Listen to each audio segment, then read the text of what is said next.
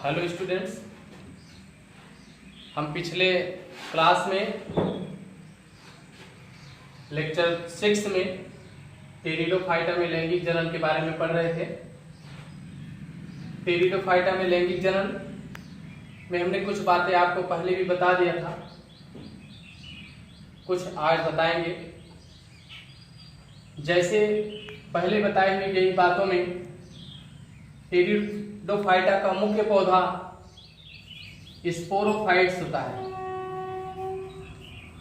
Sporophyte अर्थात युग्मकोद्भिद होता है।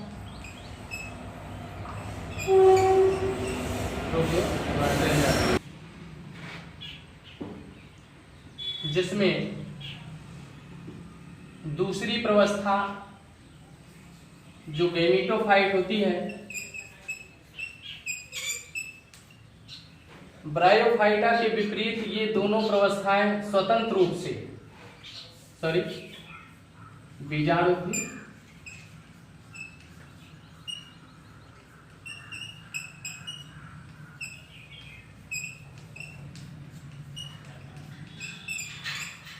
दोनों स्वतंत्र रूप से रहती हैं।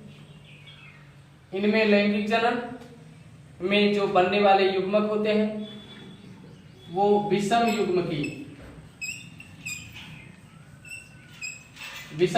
होते हैं। इसमें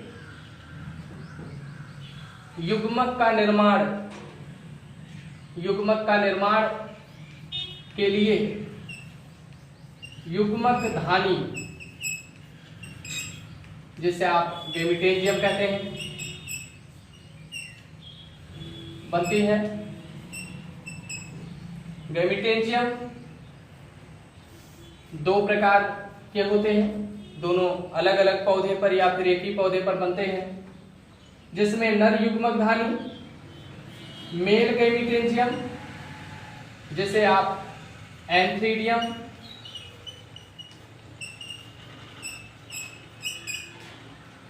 या मादा युग्मक धानी, जिसे आप आर्चिगोनियम कहते हैं।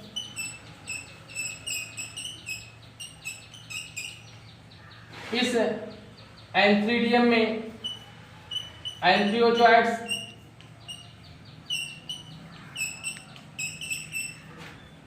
आर्चिगोनियम में एक सेल बनते हैं। एंथ्रियोजॉइड्स की चर्चा हमने पीछे भी किया था। ये मल्टीफ्लैजेलेटेड होते हैं। एंथ्रियोजॉइड्स मल्टीफ्लैजेलेटेड होते हैं।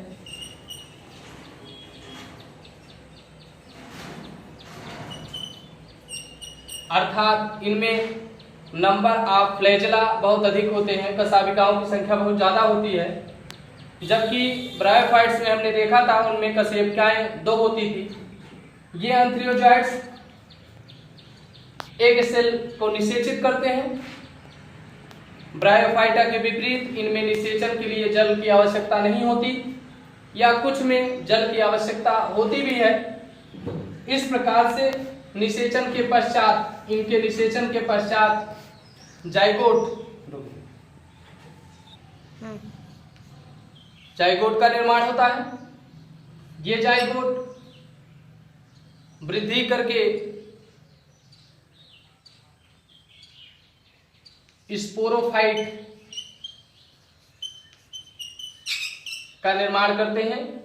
स्पोरोफाइट्स पर स्पोरोफिल बनती हैं। स्पोरोफिल पर फिर से स्पोरेंजियम बनती हैं। स्पोरेंजियम से फिर प्रकार स्पोरेंजियम से स्पोर्स बनते हैं। स्पोर्स विकसित होकर के प्रोथैलस बनाते हैं। तो ये एक प्रोसेस है जिसमें लैंगिक जनन होता है। तो आप कह सकते हैं टेरिडोफाइटा में लैंगिक जनन बिल्कुल सरल प्रकार का होता है, जिसके बारे में हम पीछे देख रहे थे।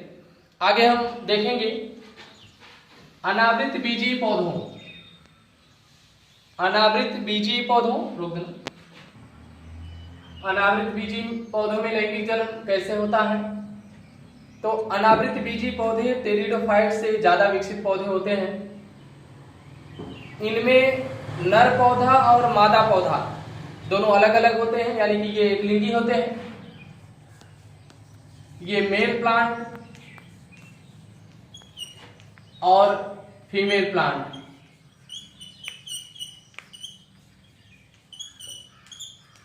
इनमें जननांग के रूप में, जनन रचना के रूप में शंकु अर्थात कोन का निर्माण होता है। मेल में मेल कोन, जिसको नर शंकु, और मादा में फीमेल कोन,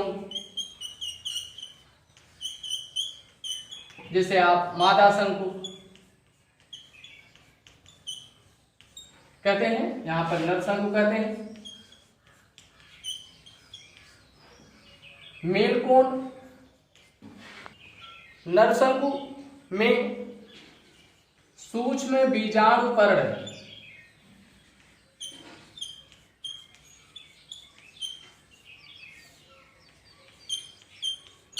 अर्थात माइक्रोस्पोरोफिल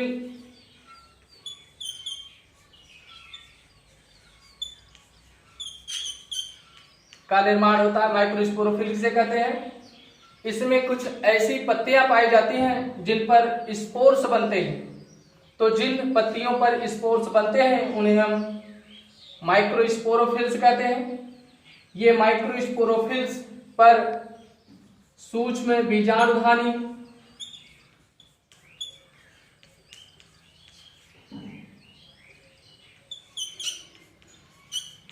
जिसे आप माइक्रो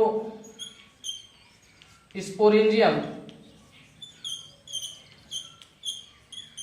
कहते हैं, अर्थात सूक्ष्म बीजाणुकण पर सूक्ष्म बीजाणुधानी बनती है।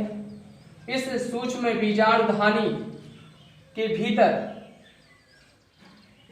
सूक्ष्म बीजाणु या इसे आप परागकण, माइक्रोस्पोर्स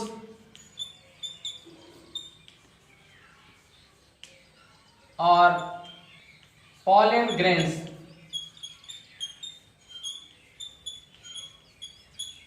बनते हैं।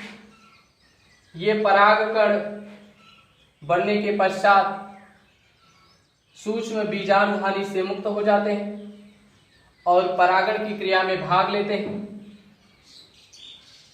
मादा शंकु की चर्चा करें। मादा शंकु में दीर्घ बीजाणुपर्ण या इसी को आप गुरु बीजाणुपर्ण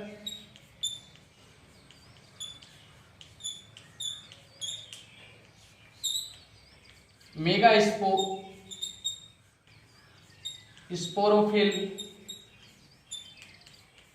कहते हैं, इनका निर्माण होता है। इस मेगा स्पोरोफिल पर बीजांड अर्थात ओव्यूल बनते हैं। ओव्यूल के भीतर, जिसको आप बीजांड कहते हैं, इस बीजांड के अंदर मादा युग्मकोद्भिद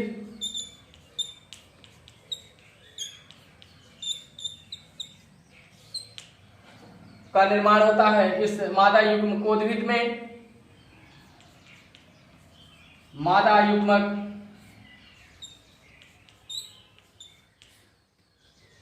अर्थात फीमेल गैमीट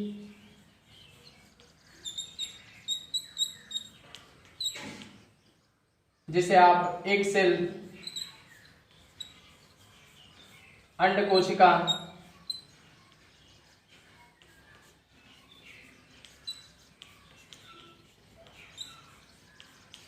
कहते हैं, अंड कोशिका कहते हैं। ये मूल रूप से आर्चिगोनियम, जिसे आप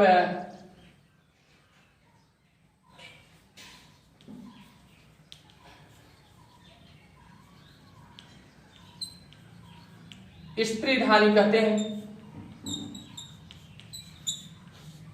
हैं, उनमें इनका निर्माण होता है। परागकण मुक्त होने के पश्चात बीजांड तक पहुंचते हैं। बीजांड पर पहुंचने के लिए माध्यम अधिकांशतः वायु का सहारा लेते हैं। वायु परागण जिसे कहा जाता है, इस वायु परागण के फलस्वरूप परागण की क्रिया संपन्न होती है। परागण के पश्चात परागकण अंकुरित होकर के पराग नली का निर्माण करते हैं। आप इस तरह से समझ सकते हैं, ये बीजांड है जिस पर परागकण गिरते हैं और यहां से अंकुरित होकर पराग नली बनाते हैं। ये पराग नली इस बीजांड में उपस्थित आर्चिगोनियम, इसे आप आर्चिगोनियम कह सकते हैं, तक पहुंच जाते हैं। इस पराग नली में दो नर युग्मक विकसित होकर प्रवेश करते हैं, जो यहां पर उपस्थित एग सेल, ये नर युग्मक होता है, मेल गैमीट होता है, ये दोनों मिलते हैं। मिलने की क्रिया को निषेचन कहते हैं। निषेचन के फलस्वरूप यहां पर जाइगोट का निर्माण होता है। ये जाइगोट विकसित होकर के भ्रूण बनाता है, जिसे आप एम्ब्रियो कहते हैं, और मादा युग्मकोद्भिद विकसित होकर के भ्रूणपोष, जिसे आप इंडोस्पर्म कहते हैं, का निर्माण करते हैं। और अंततः निषेचन के फलस्वरूप ये पूरा बीजांड, ये संपूर्ण बीजांड बीज में परिवर्तित हो जाता है, जिसे आप सीड्स भी कहते हैं। और ये बीज नग्न होते हैं, जबकि आवृत बीजी पौधों में देखा जाए इस बीज के चारों ओर फल का आवरण होता है, परंतु अनावृत बीजीय पौधों में बीज के चारों ओर फल का आवरण नहीं होता, इसीलिए इसे अनावृत बीजी पौधे कहते हैं। और ये बीज जब पौधे से अलग होता है तो यह बीज अंकुरित होकर के नर पौधे या मादा पौधे का निर्माण करता है। इस प्रकार से ये नर व मादा पौधे उसी चक्र को पुनः आरंभ करते हैं, अर्थात ये पुनः शंकु का निर्माण करते हैं और लैंगिक जनन की प्रक्रिया पुनः आरंभ हो जाती है और इनका जीवन चक्र इसी तरह से पूरा होता रहता है। इस अध्याय में इसके पश्चात आवृत बीजी पौधों में लैंगिक जनन की एक हेडिंग है। चूंकि हम अगले अध्याय में, अगले चैप्टर में हम आवृत बीजी पौधे का पूरा जीवन इतिहास ही पढ़ेंगे, इसलिए हम इस बिंदु को यहाँ पर नहीं बताएंगे। हम अगले वीडियो में आपको अध्याय 2 के बारे में बताएंगे, जिसका नाम है पुष्पीय पौधों में लैंगिक जनन।